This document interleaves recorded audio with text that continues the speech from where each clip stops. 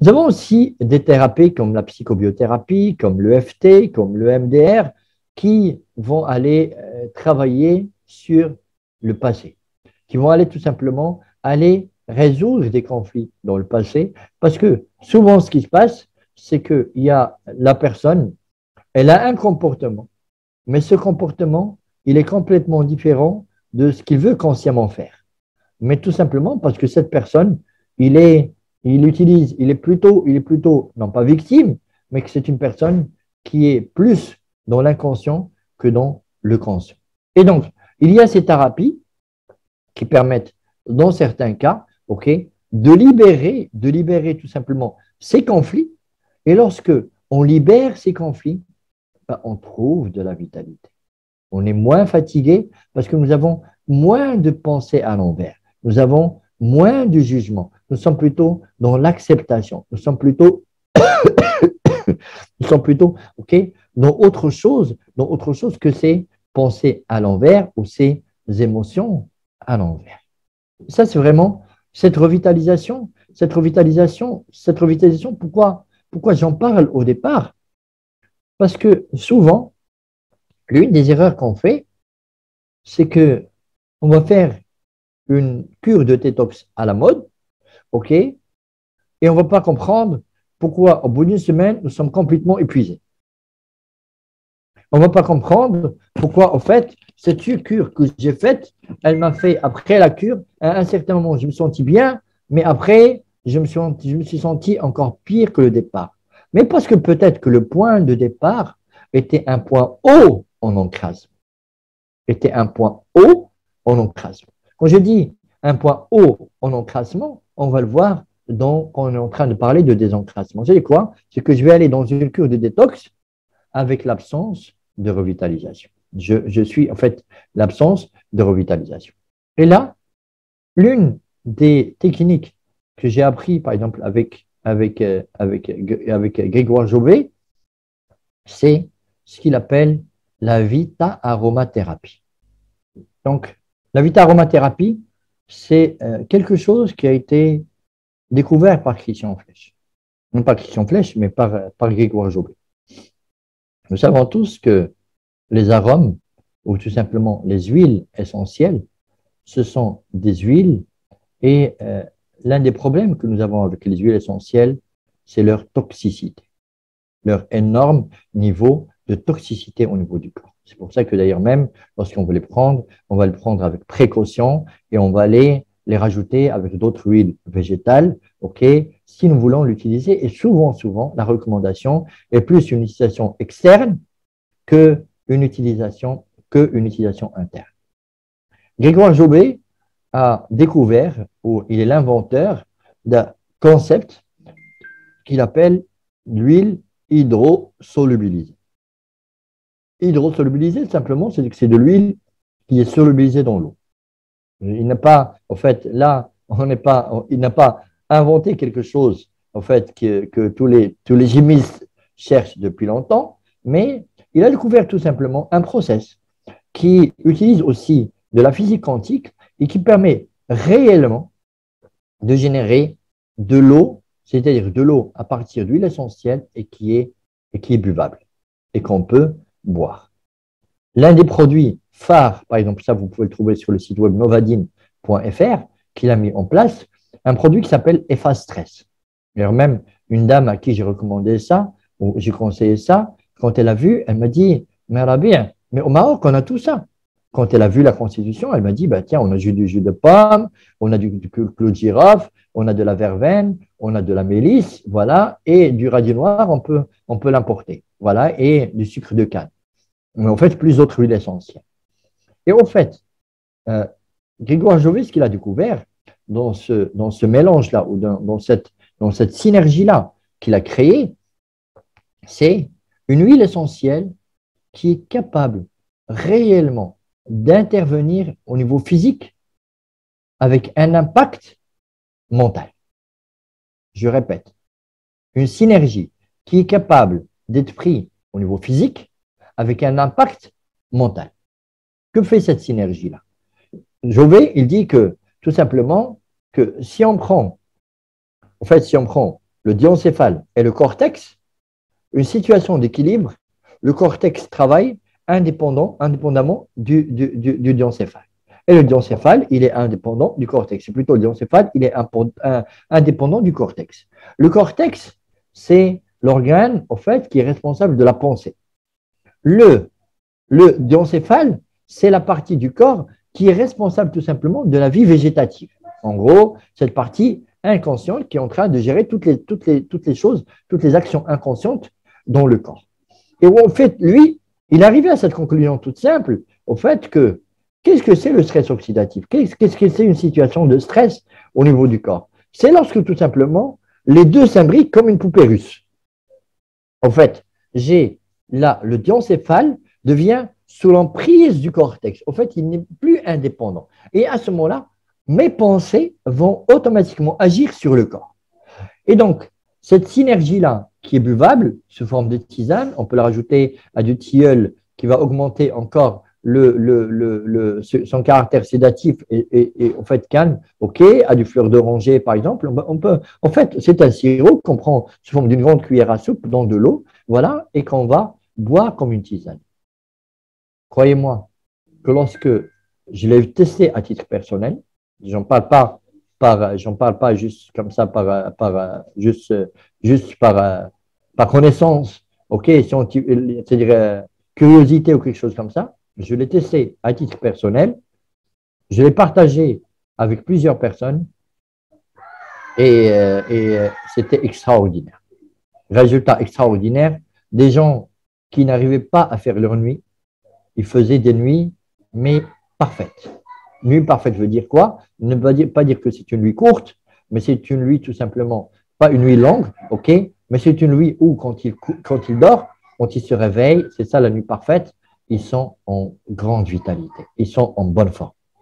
Et ça, c'est la vitamothérapie, la vitalothérapie. D'accord? Il n'y a pas que ça parce que Grégoire Jovet est parti il a mis une carte de correspondance entre certaines huiles essentielles et certains, tout simplement, pensées à l'envers et certains sentiments, émotions à l'envers chez la personne, chez l'humain. Et donc, du coup, il en a fait. Et par exemple, l'une des choses que lui a découvert et qui est souvent utilisée par plusieurs personnes, par exemple, quand vous avez un cas d'une personne, je vais donner un cas d'une maladie pour laquelle la médecine conventionnelle ne trouve pas de solution, la spasmophilie. La spasmophilie, ok, on ne sait pas ce que c'est des tachycardies, d'accord, c'est des crises d'angoisse, c'est de l'anxiété, d'accord, et on ne sait pas ce que c'est. Et au fait, avec la vitamothérapie, Grégoire Jovet a découvert tout simplement que l'ennemi numéro 1, donc il a mis en valeur que l'ennemi numéro 1 de l'anxiété, c'est l'huile essentielle ylang-ylang.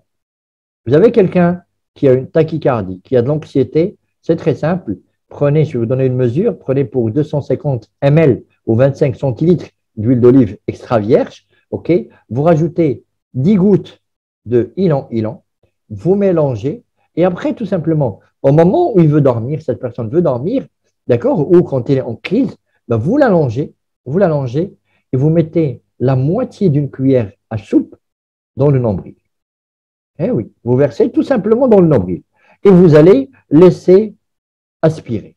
Extraordinaire, le nombril, vous savez, c'est l'embryon, c'est l'enfant, c'est celui qui va nourrir tout le corps. Donc vous faites ça et après tout simplement, vous prenez 2-3 gouttes et vous faites tout simplement au niveau, s'il a anxieux, voilà, beaucoup d'anxiété, vous allez au niveau du plexus solaire. D'accord? Et là, vous prenez deux gouttes dans vos mains, voilà. Et là, vous massez en fait dans le sens contraire de l'horloge. Vous savez, vous êtes en train tout simplement, à ce moment-là, de disperser l'énergie. Cette énergie-là qui est là, ce chakra-là, vous êtes en train de le disperser. L'huile de ylang-ylang, en fait, Grégoire Jovet c'est pas l'inventeur de tout ça, mais Grégoire Jovet a le mérite. C'est d'abord un médecin.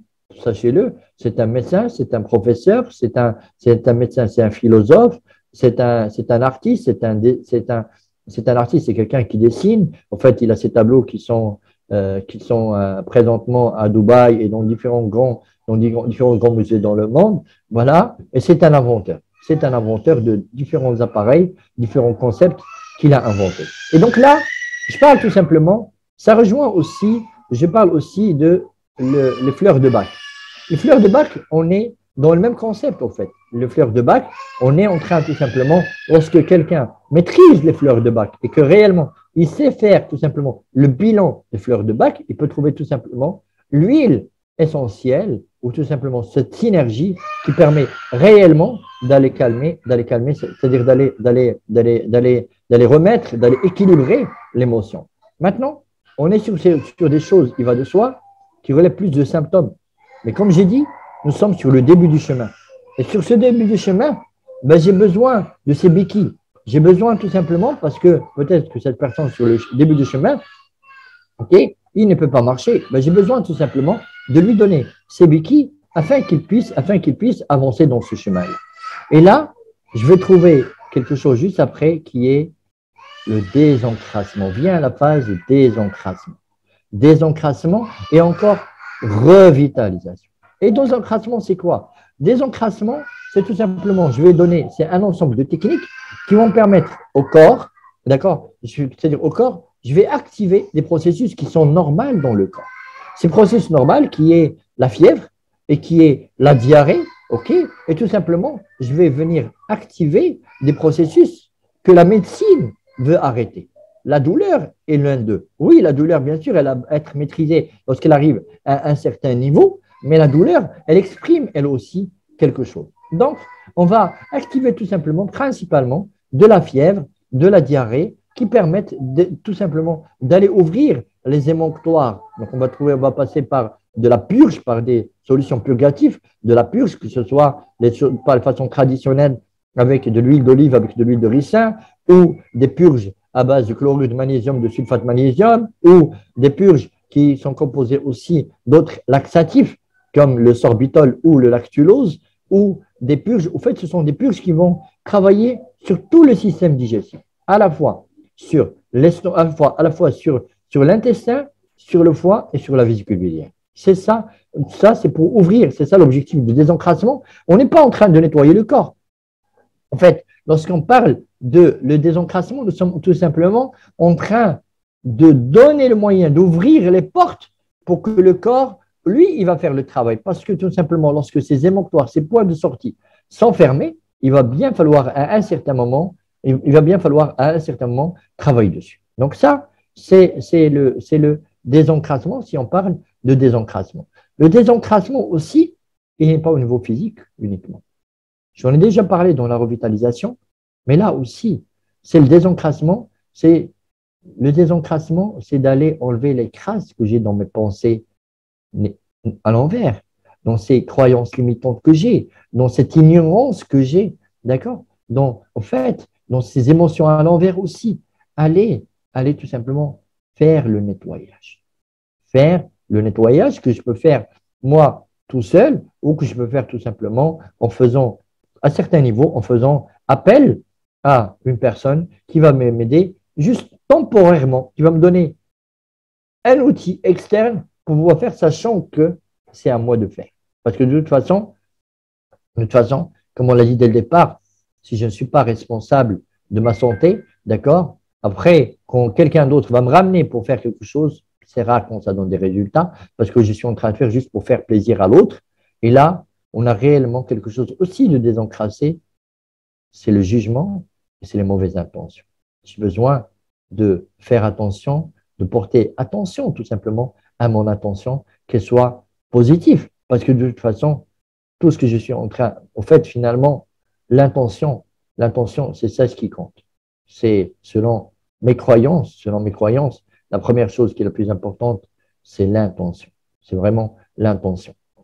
Je ne vais pas rentrer dans le détail. Donc, au niveau du désencrassement, quand j'ai parlé du désencrassement, et là, vous allez comprendre que, par exemple, quand j'ai parlé de cure de la vitamine C, en fait, je suis dans quoi? Je suis à la fois dans de la revitalisation et je suis aussi dans le désencrassement parce que la vitamine C contient des antioxydants. Quand je suis dans une cure de la vitamine D, je suis tout simplement en train d'augmenter. Et ça, on va le voir que la vitamine D, elle ne contribue pas ni à la revitalisation, ni au désencrassement, elle contribue à autre chose. Donc, c'est au fait, quand je fais appel à de la phytothérapie, ou que je fais appel à de l'aromathérapie, ou que je fais appel à de la nutrition, et ça, la nutrition est très importante, parce que la nutrition, ça peut être la première cause de la revitalisation, première cause de l'encrassement, mais aussi, ça me permet tout simplement de me revitaliser. Donc, ça recommence. Est-ce que quelqu'un qui a ouvert le micro peut le fermer, s'il vous plaît? Voilà. Donc, la nutrition, mais quelle nutrition? Je ne parle pas, de nutrition de cure. Les cures, c'est pour un moment. On ne parle pas de, tiens, je suis en train de travailler un régime. Le régime. Réfléchis. S'il vous plaît. S'il vous plaît. Samsung, s'il vous plaît. S'il vous plaît.